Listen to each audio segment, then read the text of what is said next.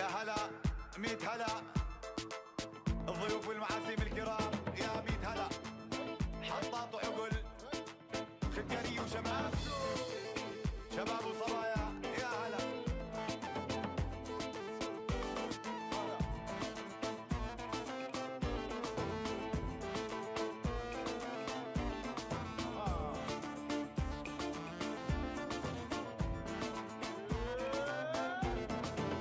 يا ظريف الطول وقفت اقول لك رايح على الغربي وبلادك احسن لك خايف يا ظريف تروح وتتملك وتعاشر الغير وتنساني انا يا ظريف الطول وقفت اقول لك رايح على الغربي وبلادك احسن لك خايف يا ظريف تروح وتتملك وتعاشر الغير وتنساني انا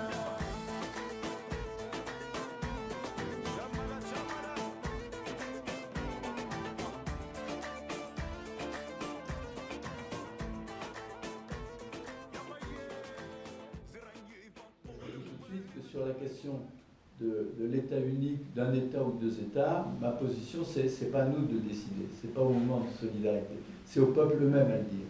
Et à l'heure actuelle, même si ça recule, les informations qu'on a, c'est qu'il y a une majorité du peuple palestinien qui veut son État, ça varie, ça évolue, et une majorité du peuple israélien qui veut son État. Donc, pour l'instant, je pense que la solution à deux États est celle qui correspond à la volonté des peuples. Mais le jour où il y aura des preuves nettes que les peuples veulent un État unique, qui ne soit pas un État d'apartheid, moi je m'alignerai personnellement. C'est pas à nous de décider ça.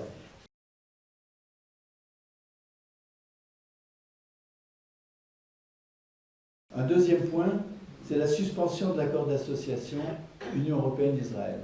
Alors il y a un accord d'association qui permet à Israël d'importer en Europe des produits avec des droits de douane préférentiels et d'être associé à toutes sortes de programmes, par exemple au niveau scientifique. Vous savez qu'il y a des crédits scientifiques qui sont attribués à des équipes israéliennes pour des collaborations, même sans collaboration, je ne sais plus très bien le détail, mais voilà, il y a des universités israéliennes qui émargent au budget européen par les crédits de la science. Alors suspendre l'accord d'association Israël ne serait pas une mesure de discrimination à l'égard d'Israël, ce n'est pas une mesure antisioniste et ce n'est pas une mesure ça remet tout simplement Israël dans le pot commun de la majorité des États du monde qui n'ont pas d'accord d'association avec l'Europe. Par contre, ça porterait un coup terrible aux intérêts économiques de la classe dominante israélienne, et s'il y avait ne serait-ce qu'une menace sérieuse de suspension de l'accord d'association État-Israël, Israël serait tout de suite amené à négocier de façon sérieuse avec l'OLP pour une solution de paix. Donc, qu'il y ait un développement de l'action pour la suspension de l'accord d'association Europe-Israël, ce serait développer cette idée en Europe, ce serait une chose très utile et importante. Et le troisième thème que je soumets comme ça à la discussion parmi les 15 que j'ai écrit là et qu'on abordera peut-être, c'est la loi sur l'État-nation du peuple juif. Je ne sais pas si tout le monde est au courant de cette loi, mais j'en ai déjà parlé un peu. La liste unique demande l'abrogation de cette loi. Il y a des démocrates en Israël qui sont battus contre cette loi. Alors, est-ce qu'il y a des questions qui se posent là-dessus? Et il y a une question subsidiaire très importante, à mon avis, c'est est-ce que le peuple juif existe? Y a-t-il un peuple juif? C'est une très bonne question. Alors, je ne veux pas bloquer la discussion, enfin, je veux dire trop de choses là-dessus, mais il y a eu un historien israélien qui s'appelle Shlomo Sand, qui a écrit un bouquin qui s'appelle « Comment le peuple juif a été inventé » et qui démontre que toute l'historiographie officielle israélienne qui parle du retour des Juifs qui auraient été chassés d'Israël en l'an 45 par les Romains, etc., que tout ça, ça repose sur du vent. Il n'y a aucune preuve archéologique historique sérieuse qu'il y a eu un exode du peuple juif, pour la bonne raison d'ailleurs que les occupants romains avaient besoin des juifs qui étaient des paysans pour se nourrir, et besoin que les juifs restent en Palestine. Donc cette notion de peuple juif, Shlomo Sand l'explique, je ne peux pas vous résumer ici son bouquin, mais moi depuis longtemps je dis qu'il y a du commun entre différentes communautés juives dans le monde. C'est une tradition culturelle basée sur le Talmud, la Bible, enfin l'Ancien Testament, tout ce que vous voudrez. C'est de moins en moins parce que la religion elle est en recul dans toutes les masses juives comme le monde. On estime qu'à l'heure actuelle, il n'y a pas plus de 5% de juifs qui sont vraiment pratiquants. Donc, mais il y a quand même ce substrat culturel. Il y a surtout l'expérience des pogroms, l'expérience du génocide, le souvenir historique des persécutions. Mais tout ça forme du commun.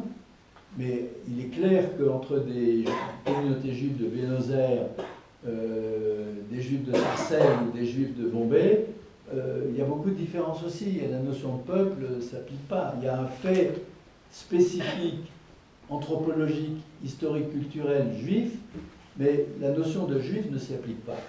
Et la prétention de la droite israélienne, c'est qu'il y a un peuple juif qui a un droit divin et biblique à revenir sur sa terre, et que cette terre, d'ailleurs, n'avait pas d'occupants, on veut en fait s'en débarrasser. Toute cette politique fondée sur ce mythe n'a aucune base rationnelle. Bon, je crois que j'en ai dit un peu trop, mais j'ai encore beaucoup de sujets à vous proposer après.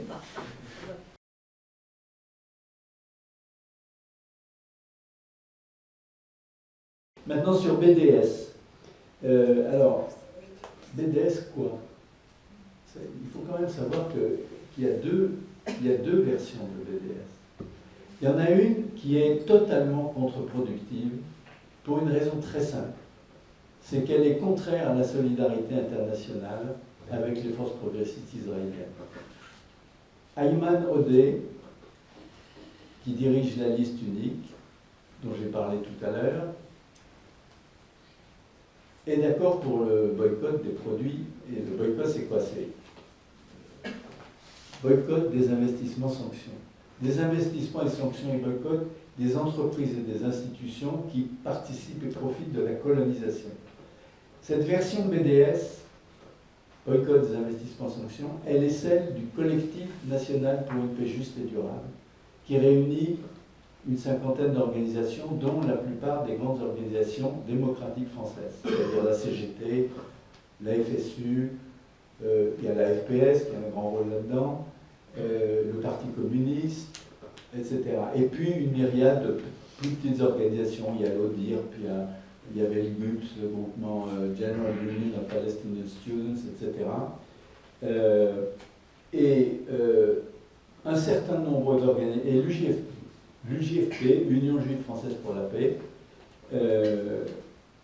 un certain nombre d'organisations, dont l'UJFP, dont le NPA, qui est aussi là-dedans, dont l'ODIR, etc., ont tenté il y a quelques années d'entraîner l'ensemble des organisations du collectif national sur la position d'une autre version de BDS, qui est le BDS international, dont le responsable international s'appelle Barghouti, mais pas Marwan, Omar Barghouti,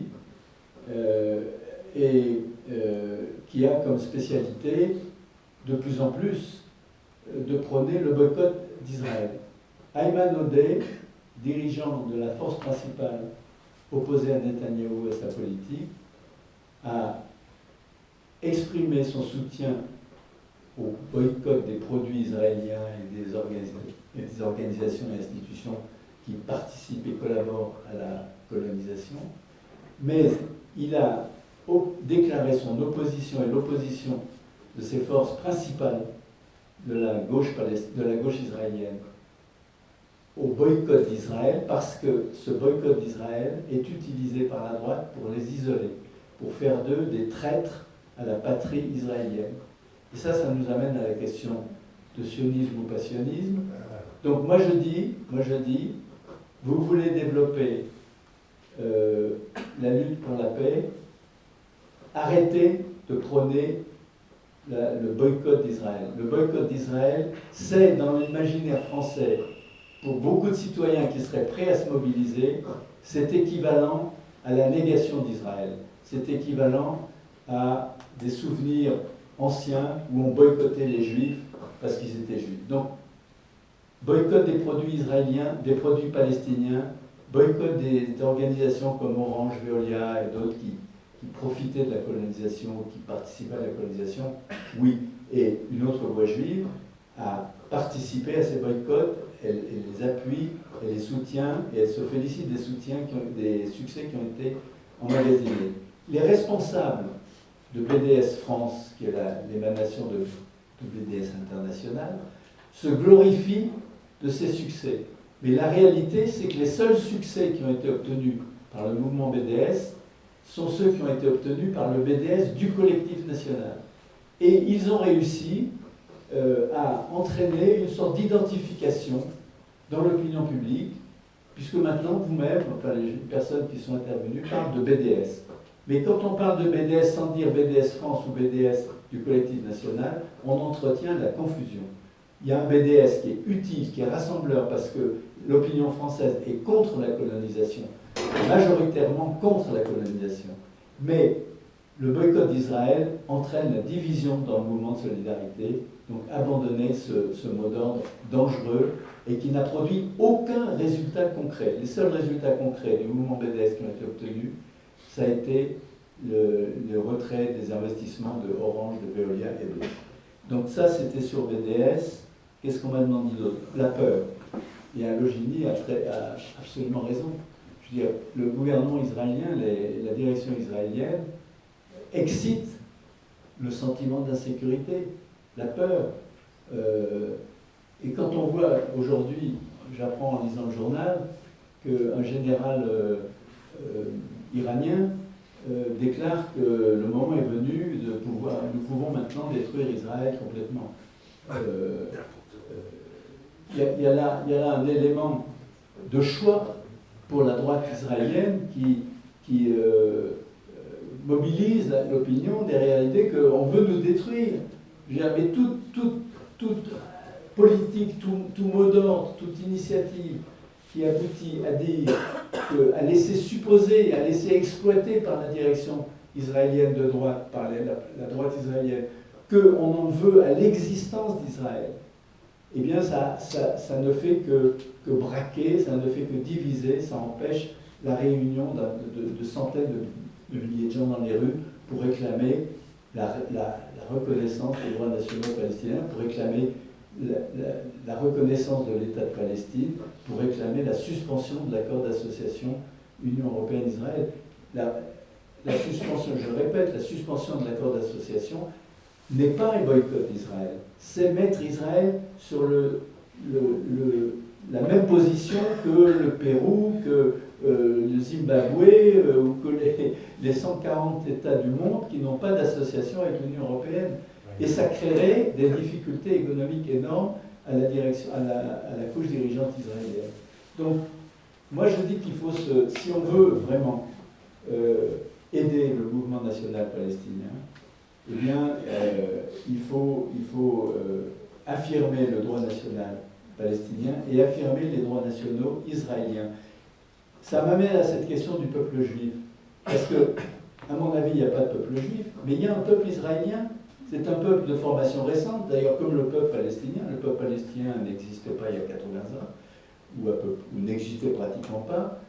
Les invasions arabes en 1948 pour empêcher l'application de la résolution de l'ONU ne se réfèrent en aucune manière à un peuple palestinien.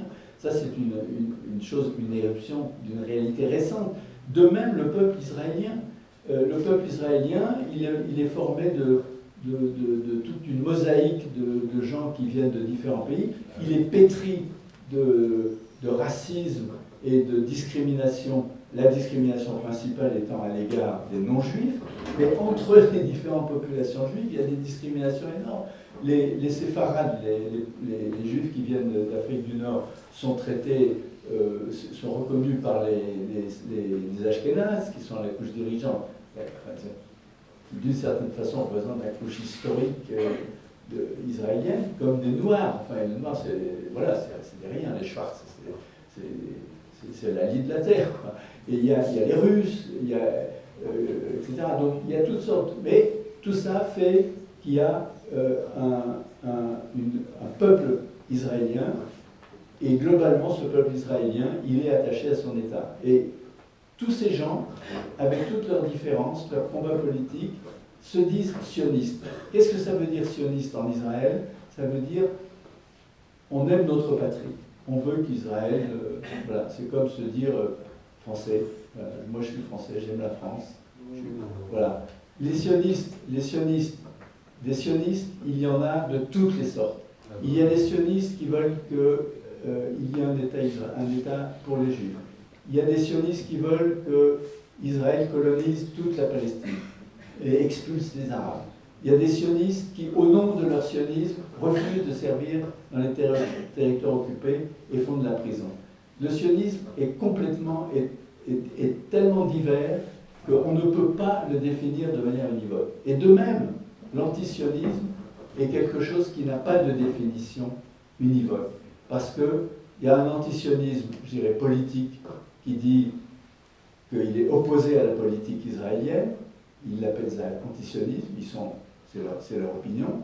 Puis il y a un antisionisme de Soral et Dieudonné, qui est de l'antisémitisme. Et puis, et donc il y a des connotations de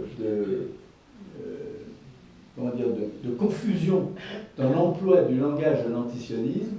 La question de l'antisionisme, elle est réglée par l'existence d'un État d'Israël.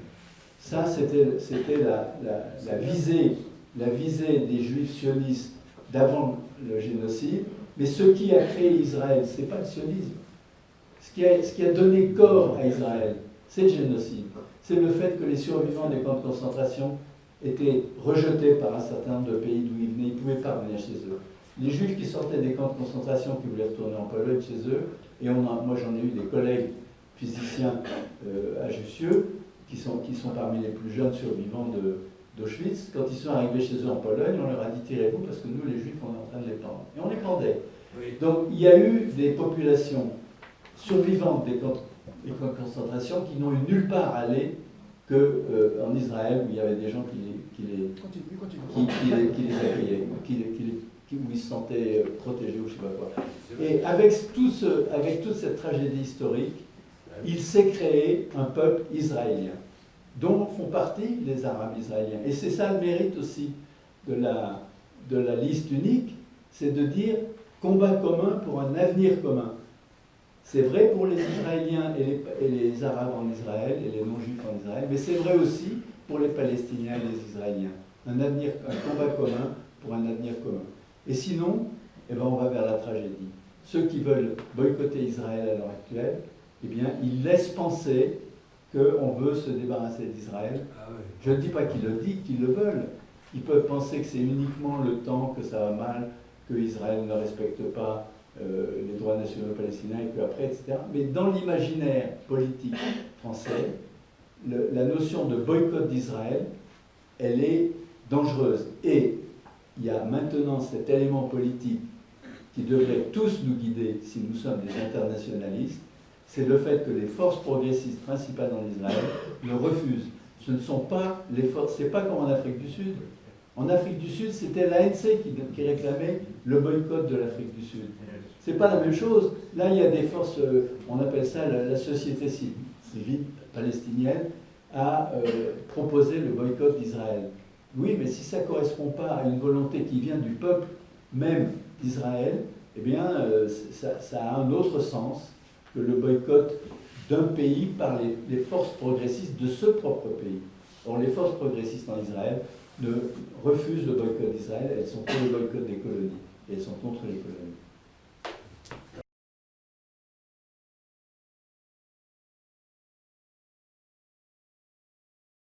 Et je veux dire, j'ai fait allusion à la déclaration du général iranien maintenant. Moi, je dis que la cause principale des guerres, des instabilités, des massacres au Proche-Orient, y compris de Daesh, c'est la suppression, la non-reconnaissance, la suppression des droits nationaux palestiniens. Que le jour où la direction Israël se met à une table pour négocier sérieusement avec la direction palestinienne pour un État palestinien viable avec Jérusalem-Est comme capitale, ce jour-là, les rodomontades ou les menaces de l'Iran tomberont dans le vide et il y aura une sorte de décroissance très rapide de toutes les tensions au Proche-Orient. Parce que qu'est-ce qu'ils font en ce moment les Iraniens? À quoi ça sert leur menace de détruire Israël? Eh bien, ça sert un petit peu comme l'antisémitisme servait sous d'autres régimes. Ça sert à dévier l'attention du peuple des problèmes réels, parce qu'il y a une crise formidable en Iran à l'heure actuelle. C'est dû au blocage, au boycott imposé, aux sanctions imposées par Trump. Mais au lieu d'affronter ce problème-là avec les accords à faire, à faire respecter sur la construction, le renoncement à la construction de bombes atomiques par l'Iran, on relance cette vieille idée de détruire Israël pour galvaniser les gens sur une base religieuse, sur une base d'extrémisme, de radicalisme religieux, c'est-à-dire les chiites contre les juifs ou les chiites contre les sunnites, etc. Donc il y a toute une intrication de stratégies en Israël qui font que, au Proche-Orient, qui font que maintenant on a des alliances extraordinaires entre Israël, l'Arabie Saoudite et la Turquie pour aller soutenir l'Arabie Saoudite qui bombarde les Houthis au Yémen avec des armes françaises d'ailleurs qui participent de crimes de guerre tout ça parce que Trump s'intéresse à une position stratégique que représente Israël pour les États-Unis. C'est un porte-avions fantastique en plein cœur d'une région pétrolifère et on invente et l'Iran avec son régime religieux comment dire totalitaire, c'est une théocratie chiite, invente cette idée qu'ils n'ont rien eu à faire que de menacer la disparition d'Israël. Rien, pain béni pour la direction israélienne qui justifie comme ça sa possession de l'arme atomique. C'est interdit d'en parler en Israël, on se fait mettre en taule si on parle de la bombe atomique. Mais chacun sait qu'Israël a la bombe atomique. Et il vaut mieux proposer le désarmement atomique pour la France, et par exemple demander à la France d'adhérer au traité d'interdiction des armes nucléaires, plutôt que de prêter le flanc à ces menaces guerrières de l'Iran et de l'armement nucléaire de l'Iran. Parce que moi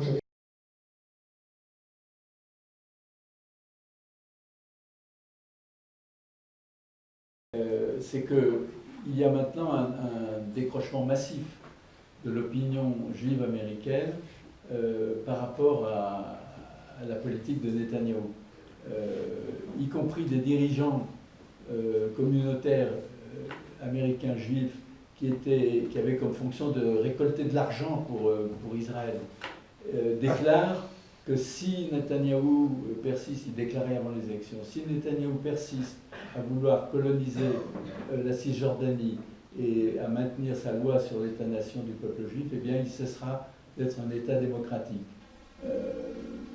Mais regardez, ayez la curiosité de regarder sur Internet, mettez juifs américains et Israël, quelque chose comme ça. Et vous verrez, maintenant ça éclate, cette chose, que la majeure partie des Américains juifs se détachent de la politique israélienne, en tout cas telle que celle que Netanyahou représentait.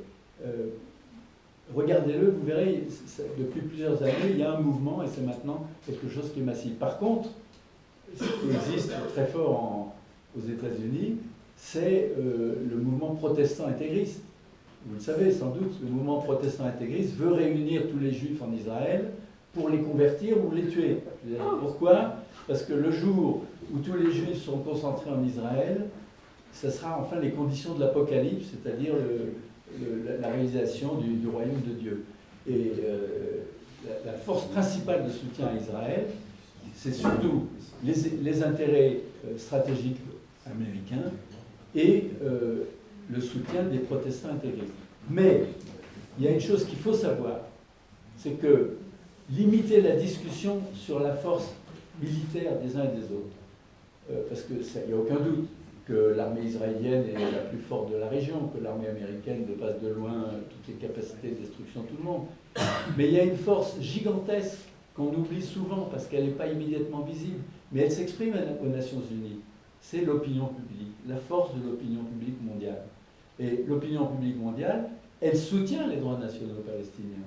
Sur les, je ne sais pas combien, 170 États, je ne sais pas combien il y en a à l'ONU, il y en a, comment 192. 180 comme tu dis. 14.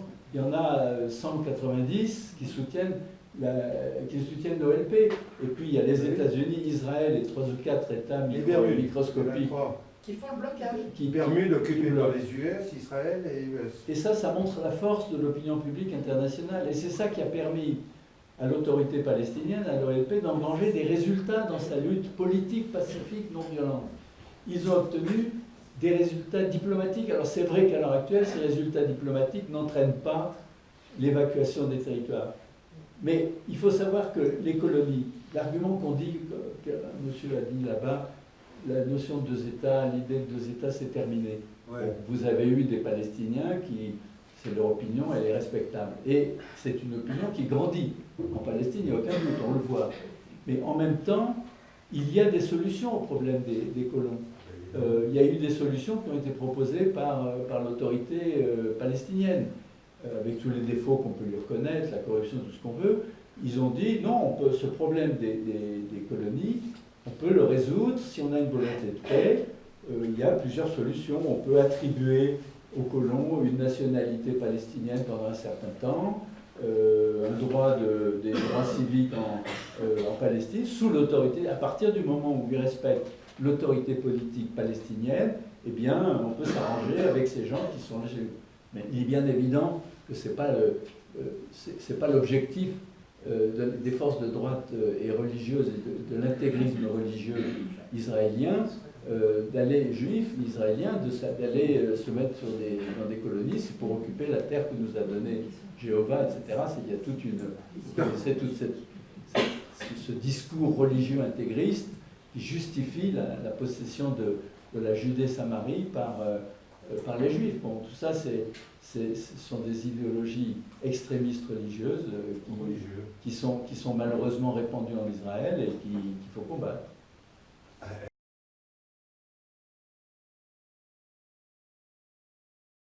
Qu'il y a une contradiction importante, très importante, entre la sympathie massive des masses arabes pour la cause palestinienne et les attitudes des dirigeants.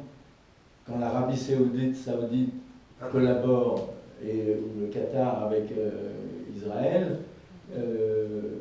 c'est en opposition complète avec ce que souhaitent les peuples. Et ça, c'est pas nouveau. Je veux dire, les directions des États arabes ont très souvent utilisé la cause palestinienne pour des objectifs politiques, quitte à la trahir dès que leurs objectifs politiques le demandaient. C'est à peu près tout ce que je peux dire. Maintenant, c'est évident qu'il y a un héritage des accords Sykes-Picot d'après le démantèlement de l'Empire ottoman. Les Anglais et les Français se sont partagés le Proche-Orient en délimitant des États. Il y avait une aspiration qui avait été très importante dans les peuples arabes, qui était dominée par la Turquie, par l'État ottoman, qui était d'avoir une grande nation arabe. Et c'est ce que les Anglais, il y a des films là-dessus, je crois que c'est Laurent Arabi, etc. Les Anglais avaient promis ça. Pour les aider, pour qu'ils aident à démolir l'État ottoman.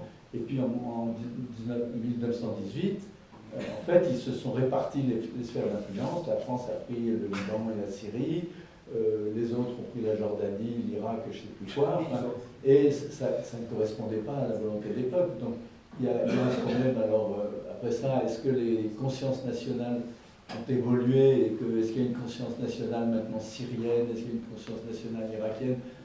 Moi, je ne peux pas vraiment me prononcer là-dessus, je ne connais pas assez bien la situation, mais ce qui est certain, c'est que les directions étatiques, les responsables politiques qui établissent un rapport d'alliance avec une direction israélienne qui nie les droits nationaux palestiniens, ça crée des tensions évidentes et que ce n'est pas une situation stable pour ces directions-là.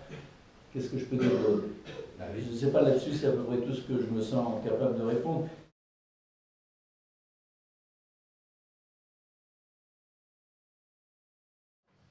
Bah, oui, c'est évident qu'il y a dans la direction israélienne une préoccupation par rapport à ça. D'où l'implantation de colonies israéliennes dans les régions qu'ils estiment être inoccupées ou dont ils chassent les gens. Et l'idée des extrémistes d'expulser les Palestiniens. À l'intérieur même d'Israël, la population d'origine palestinienne grandit en proportion par rapport à la population juive, ce qui explique aussi les tentatives nombreuses de la direction israélienne pour faire émigrer en Israël toutes les populations juives qui peuvent récupérer. Et Dieu sait que vous connaissez tous les interventions de Sharon, et y compris celle de Netanyahou en France, pour convaincre les Français juifs d'émigrer en Israël. Chaque fois qu'il y a un attentat, et malheureusement l'antisémitisme tue en France, on l'a vu et notamment en liaison avec le problème palestinien. Mohamed Merah à Toulouse tue des enfants juifs dans une école juive en disant « j'ai vengé des enfants palestiniens ». Donc tout ça fait qu'il y a une utilisation par Israël de ces événements de terrorisme. Il y a eu le Kasher, le magasin Kasher, où Koulibaly s'adressait aux gens, demandant leur nom, et quand c'était un nom juif, il les tuait. Bon, tout ça fait que dans la communauté juive en France, dans la communauté parmi les Français juifs, il y a une réelle inquiétude, et qu'il y en a qui cèdent et qui vont. Il faut savoir que toute émigration juive française, ou d'où qu'elle vienne, que ce soit anglaise ou aux États-Unis, en Israël, renforce le potentiel stratégique d'Israël. Donc, raison de plus pour que nous, dans nos interventions sur ces problèmes-là, on ne donne aucun soupçon, qu'on n'éveille aucun soupçon légitime sur la volonté de protéger les populations juives de l'antisémitisme. L'antisémitisme est quelque chose qui profite à Israël, et je dirais qui est engendré en particulier par la politique d'Israël, parce qu'elle donne, je ne dis pas qu'Israël crée l'antisémitisme. L'antisémitisme n'a pas besoin de raison rationnelle, je vais pouvoir en discuter. Qu'est-ce qui distingue l'antisémitisme des autres racismes? Est-ce que l'antisémitisme est différent des autres racismes? J'ai des réponses là-dessus, personne ne m'a posé de questions. Et j'ai des réponses à des questions que vous ne m'avez pas posées. mais l'antisémitisme profite à Israël parce qu'il pousse un certain nombre de nos concitoyens à aller en Israël, et ces gens-là vont renforcer le potentiel économique, militaire, etc. israélien. Et ça joue dans cette bataille démographique dont vous parlez. Mais j'ai pas de chiffres à vous... J'ai pas de données chiffrées pour parler de ces choses-là. Ce qui est clair, c'est qu'il y a une volonté patriotique palestinienne de faire des enfants, pour ces raisons démographiques. Mais le danger, quand on parle de jeunes Palestiniens qui pensent qu'il n'y a pas d'avenir pour un État palestinien, c'est que c'est un État d'apartheid qui se construit. C'est un État unique, mais ça ne serait pas du tout l'État laïque démocratique que prône le NPA. Ça sera un État d'apartheid où les citoyens palestiniens seront des citoyens de seconde zone, discriminés par la loi et par les faits, Donc c'est une perspective terrible. L'abandon de la perspective nationale palestinienne, elle est compréhensible. Je pense qu'avec les résultats de l'élection, elle devrait reculer, de l'élection du 17 septembre, elle devrait reculer. Parce que la liste unique donne un exemple de ce qui peut être fait par une collaboration entre juifs et arabes. Ça ne fait que commencer. C'est symbolique.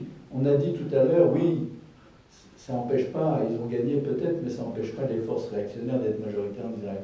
C'est vrai, mais le fait que la liste unique se soit battue sur l'idée d'une cohabitation commune et sur des objectifs communs entre juifs et non-juifs en Israël, ça a un avenir, à mon avis, considérable. Et c'est un élément nouveau et qualitativement nouveau dans la lutte politique en Israël et la lutte politique en Europe pour une solution pacifique.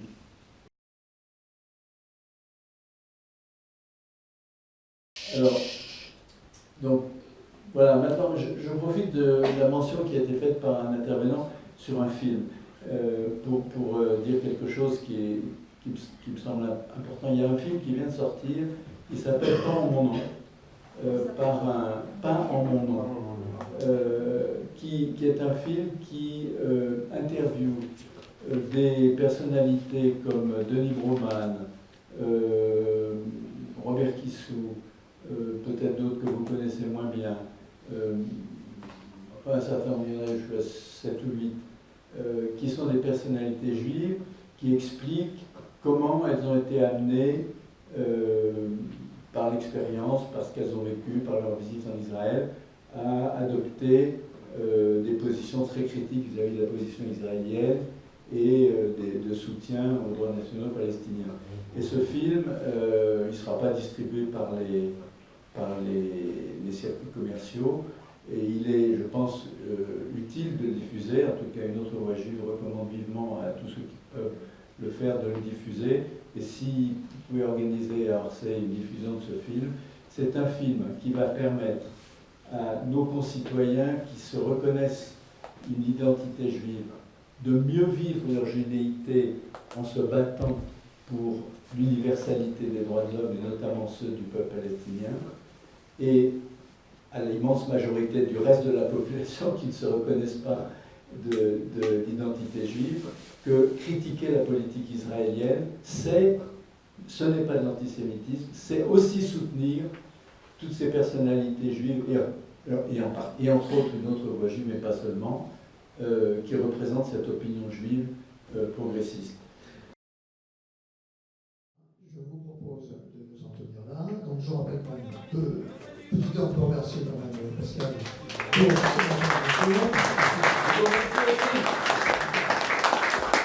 pour petit deux, je remercie ceux qui dans la salle ont permis d'ouvrir le débat